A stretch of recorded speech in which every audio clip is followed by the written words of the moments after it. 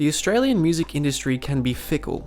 We have many dedicated fans of local music who will know about most bands and artists making a splash in music scenes across the nation. There seems to be a typical way of developing into an artist that becomes a well-known act in Australia, yet some bands manage to find different ways of getting to the point of popularity. The band that I wish to speak of in this video are one of those acts bucking the usual trends.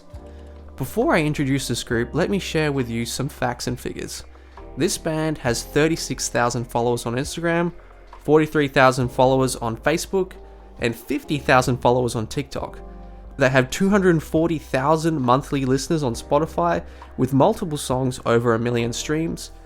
They supported arguably New Zealand's biggest band, 660, on New Zealand and Australian tours. They have also sold out their own headline Australian shows all over the country and have charted in New Zealand. This band is a WA soul rock group called Coterie.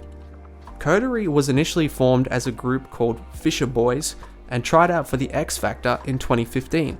They had more of a boy band look and sound back then and didn't progress too far into the final stages of the competition. Years on, they began to write and record music inspired by the soulful sounds of Matt Corby, the worship rock of Gang of Youths, and a touch of Sticky Fingers reggae vibes. They released their debut single Salvation in 2019 and have developed a huge following over the past few years thanks to a busy live touring schedule, impressive shows, consistently strong releases, and a big social media game. Despite the large following the band currently has in WA, Australia and New Zealand, they are still yet to receive much attention from one of the biggest Australian musical outlets, Triple J, and I'm not sure why this is. It is also for this reason that I assume many people who are watching this video might not have heard of them.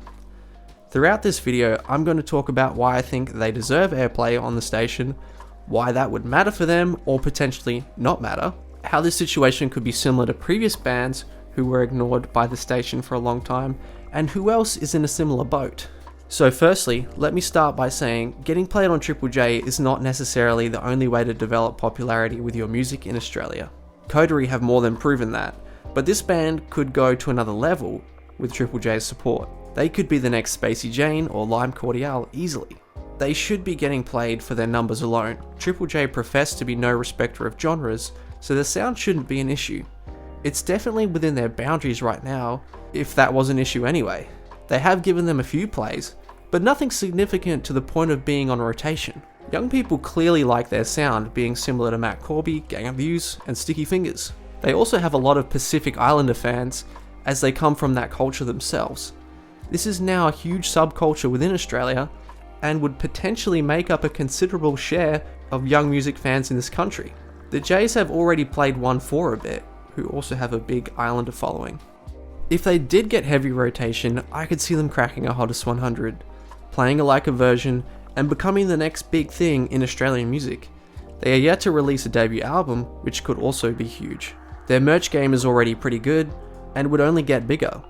Coterie could continue to progress without the Jays, but it's inevitable that they will succumb to the knowledge of the band's popularity sooner or later. The same thing happened with Ocean Alley, Lime Cordiale, and Spacey Jane. All of these bands developed huge local followings before Triple J showed them some respect with heavy rotation on their station. And look what happened. They all charted really high in Hottest 100s. Overall, I still can't understand why the station aren't currently playing their latest single, Killing It Off.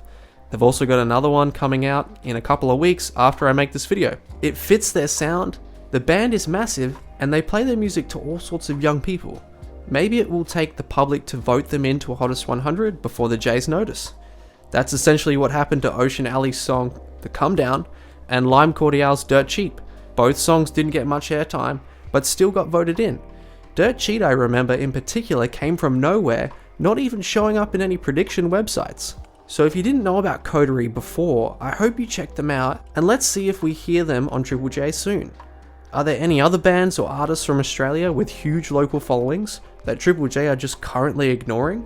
Let me know if there are some you know of, and I'd like to hear more about them.